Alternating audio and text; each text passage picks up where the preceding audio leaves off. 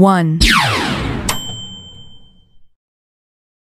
Apa hukumnya orang yang bertato menjadi imam sekalipun dia sudah insaf dan banyak hafalannya? Karena sebagian orang ada yang tak membenarkannya. Imam di Jepang itu mantan yakuza. Yakuza itu tatonya sampai pergelangan tangan. Begitu dibuka tato semua. Ini aja yang tak bertato. Leher tato semua. Dan itu jadi imam. Taubat berkat jamaah tabligh. Karena yang bisa mentaubatkan yakuza itu jamaah tabligh. Yang berani menepuk tato-tatonya itu, mas, taubat. Nah, itu dia mantap nih. Akhirnya taubat jadi imam. Sudah kita bahas. Cari videonya di YouTube, Somad Tato, enter dapat. www.youtube.com, tulis di situ Somad Tato, dapat. Kalau mau kaji lengkapnya. Tapi kesimpulannya, tato tidak najis. Maka tak perlu disetrika. Ini saya tengok banyak yang tobat setrika. Gambar ular kobra di setrikanya jadi cacing tanah. Mau belok-belok lah kobra tadi. Biar aja, tak perlu. Dan kita pula bagi yang belum bertato, menengok orang bertato sudah tobatnya kita tengok-tengok. Ini belum, ini tengok-tengok. Ya kalau dia udah tobat betul. Kalau setengah tobat, apa kita tengok? Mata lain gitu. At-taibu minadz-dzambi kama la dzambala. Orang yang tobat maka dia macam tak berdosa, bersih bersih. Jangan-jangan dia jauh lebih suci daripada kita. Jangan merasa dirimu suci. La tuzakku anfusakum. Saya kalau menengok orang bertato sholat, oh kagum saya. Dia bertato preman dapat hidayah, maka mungkin dia lebih dulu masuk surga daripada lagi. Karena nilai jihad dia luar biasa. Ustaz jihadnya tak ada. Terakhir di tengah keluarga muslim, muslimah, keluarga beragama, tak ada jihad. Dia berjihad luar biasa, melawan narkoba, melawan lingkungan, taubat dia, maka dia jauh lebih mulia daripada kita. 2. Apa hukum membuat gambar di badan tato? Apakah ini haram? Jelas ini haram. Ya, Rasulullah SAW mengatakan, la'anallahu al-washimah wal mustawshimah. Dilaknat oleh Rasulullah SAW wanita yang bertato dan wanita yang menatokannya. Ya, karena biasanya dengan laik supaya apa? Alisnya nyentet.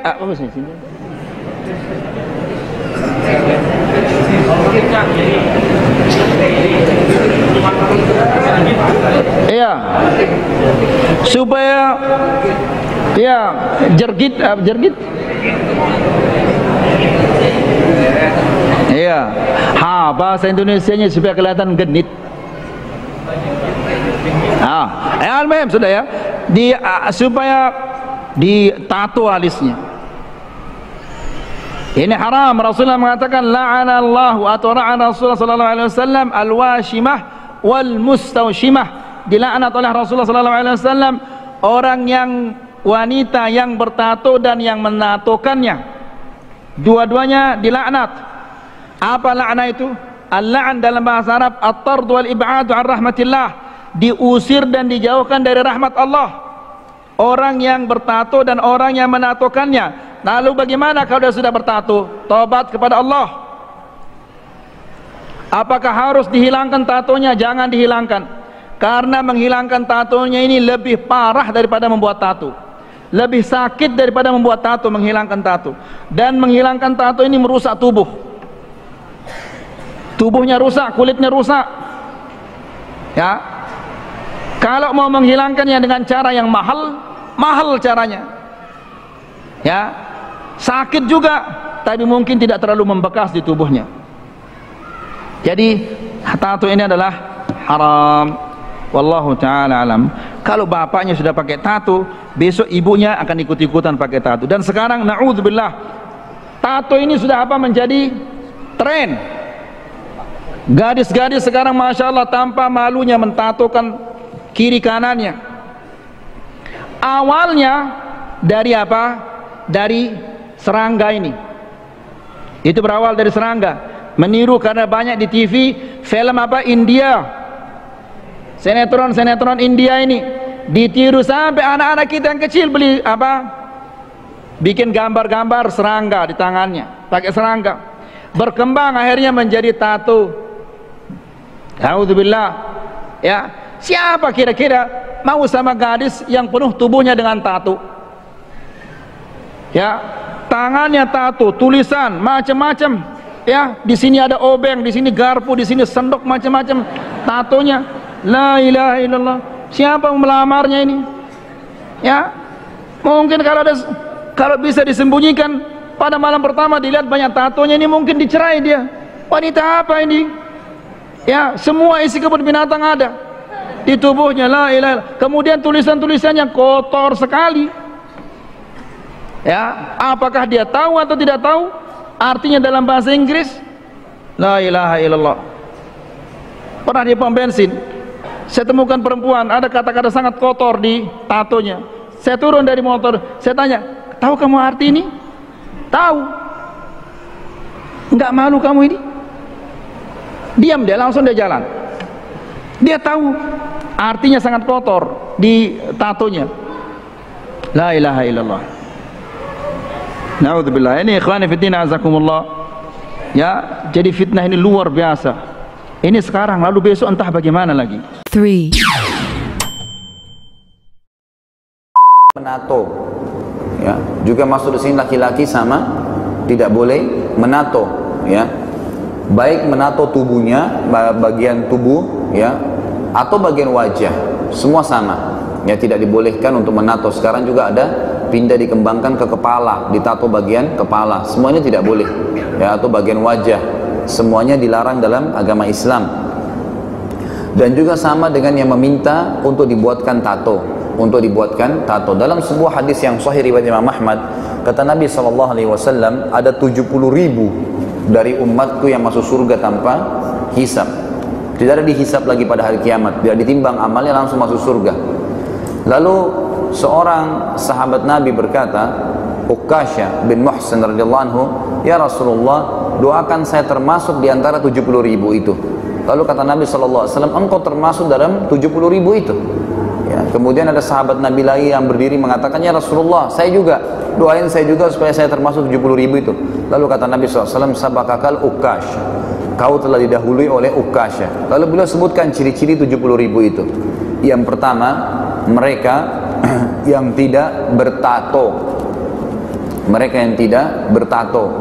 Kemudian mereka yang tidak bertatayur, menggantung nasibnya dengan benda. Dan mereka hanya bertawakal kepada Tuhan mereka.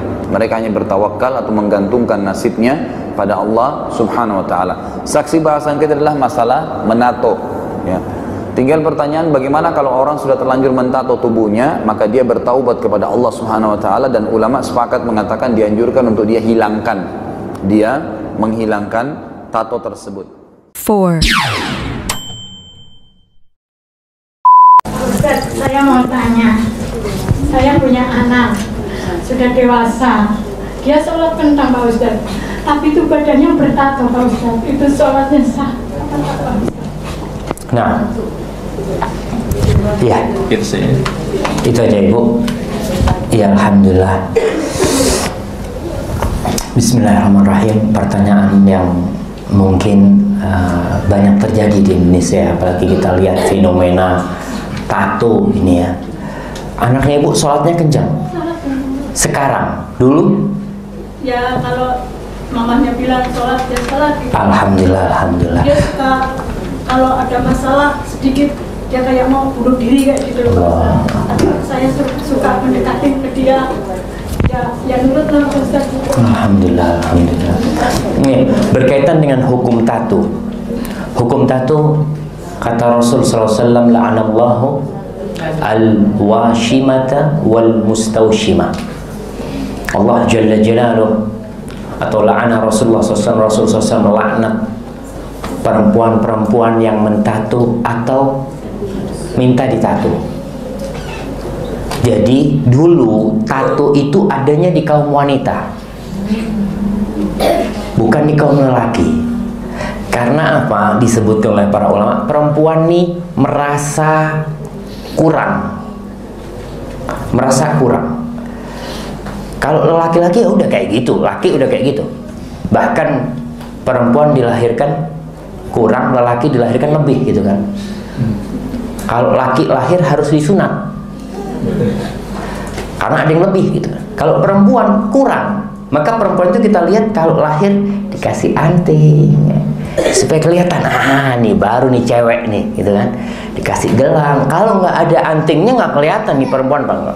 Perempuan pakai tato supaya tampak lebih cantik. Kalau lihat perempuan-perempuan kuno, orang-orang kuno itu mungkin yang ditato alisnya, sekarang udah mulai.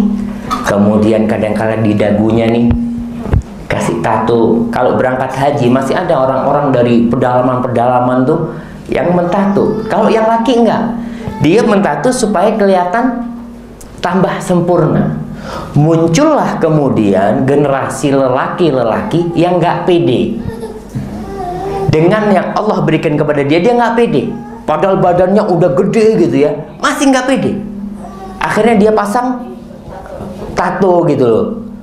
Subhanallah, emangnya bagus ditato gitu kan. Dia karena nggak pede, dia pasang itu. Tetap dilaknat. Lelaki dan perempuan pun sama-sama dilaknat dengan tato. Berkaitan dengan sholatnya, apakah sholatnya sah atau tidak. Orang yang mentato itu air sebenarnya masuk ke pori-porinya. Jadi tato itu di bawah kulit.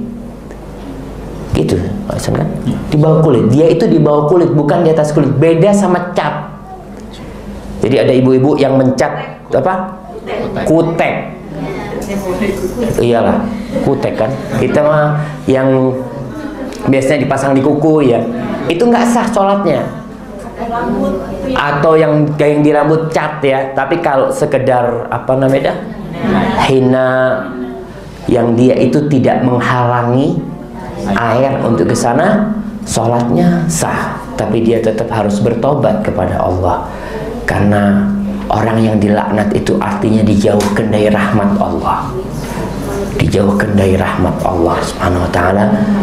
Maka dia tetap harus bertobat, memohon ampun kepada Allah atas perbuatan dia itu. Maka jangan dianggap remeh ya. Kadang-kadang ibu-ibu ada yang apa, alisnya ditato karena kurang cantik, kemudian seperti itu. Subhanallah, udahlah, insya Allah yang Allah berikan itu yang terbaik buat kita. 5. Soal tato gelut, ayo tatoan gak oleh wudhu, gitu toh? Gak sah wudhumu. Seneng arek-arek kok gak sholat, aku gak iso wudhu ya. Disangganya terus sedih, seneng wong gara-gara tatoan gak bisa wudhu. Akhirnya dia gak pernah sholat kan. Sing salah sing bid'ahno atau sing karena mau gak sholat akhirnya. Jadi kalau Anda ingin tidak sholat, mulai besok tatoan. Padahal wudhu itu kan bukan urusan kebersihan jasad, tapi kebersihan hidupmu, rohanimu, perilakumu, akhlakmu. Makanya secara simbolik meripatmu dibasuh, karena kamu harus waspada, kamu sering melihat hal-hal yang tidak baik. Begitu juga telingamu, mulutmu, hidungmu, dan seterusnya, kakimu, tanganmu dibasuh karena dia sering melakukan, dibersihkan dari perilaku-perilaku biasa. Kalau yang kentut pantatmu tidak diusap. Masa ana wudu ngene rek? Ngene wudu. Nggak ada. Bal yang kentut siapa? Jadi yang kotor mana? Pantatnya tuh. Nah jadi ternyata wudu itu bukan urusan kotornya badan. Wong buktinya yang dicuci mukanya. Kalau Anda tidak paham soal ini, lama-lama badanmu bertengkar sendiri. Badanmu, wajahmu begitu diwudhu, aku gak melok ngentut.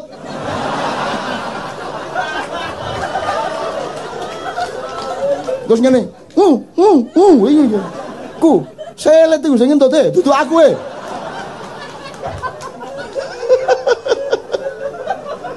Logis ya?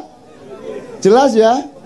Agama menggembirakan ya? paling tidak menjadi rahmatan lil alamin pada dirimu, pada keluargamu, wis alhamdulillah. Kalau itu sudah kamu alami setahun 2 tahun, kamu adalah rahmatan lil alamin bagi tetanggamu, bagi semua yang ketemu dengan kamu. Kan begitu. Kalau Anda sudah mendapat cahaya, lama-lama Anda menyatu dengan cahaya, lama-lama Anda menjadi cahaya. Kalau Anda sudah menjadi cahaya, tidak perlu bersinar.